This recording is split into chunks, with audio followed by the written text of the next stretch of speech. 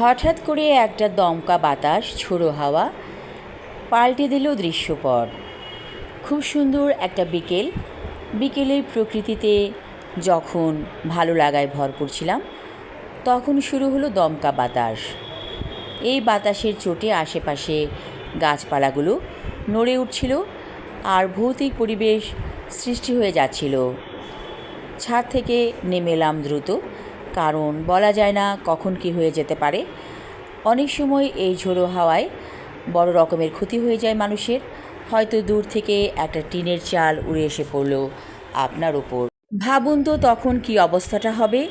তাই এরকম ঝোড়ো হাওয়া দেখলে কোনো না কোনো ছাউনির নিচে চলে যান বা নিরাপদ আশ্রয় বেছে নিন। রাস্তায় তো অবশ্যই থাকবেন না, কারণ থাকলেই বিপদ। যাই হোক, এই যে একটি ছাদে পানি জমেছে, এই পানিটা দেখে অনেক ভালো লাগছে।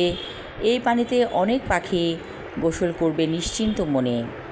ঢাকা শহরে এরকম ছাদে মাঝে মাঝে পানি জমে, দেখা যায় পাখিরা গোসল সারছে এই পানিতে।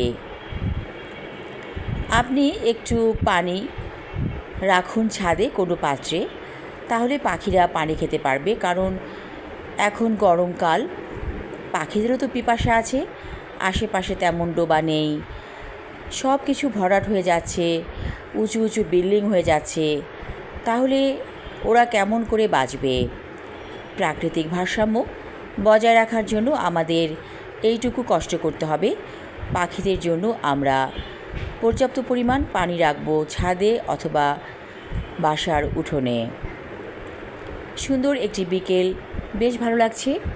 আকাশটা মেঘে ঢেকে গেছে রীতিমতো। হয়তো ঝুম বৃষ্টি শুরু হয়ে যাবে রাতের মধ্যেই। একটু বৃষ্টি হওয়া দরকার, কারণ প্রচণ্ড খরা। বৃষ্টিতে ভিজে যাক প্রকৃতি, এই কামনা করছি। সবাই ভালো থাকুন, সুস্থ থাকুন। ধন্যবাদ।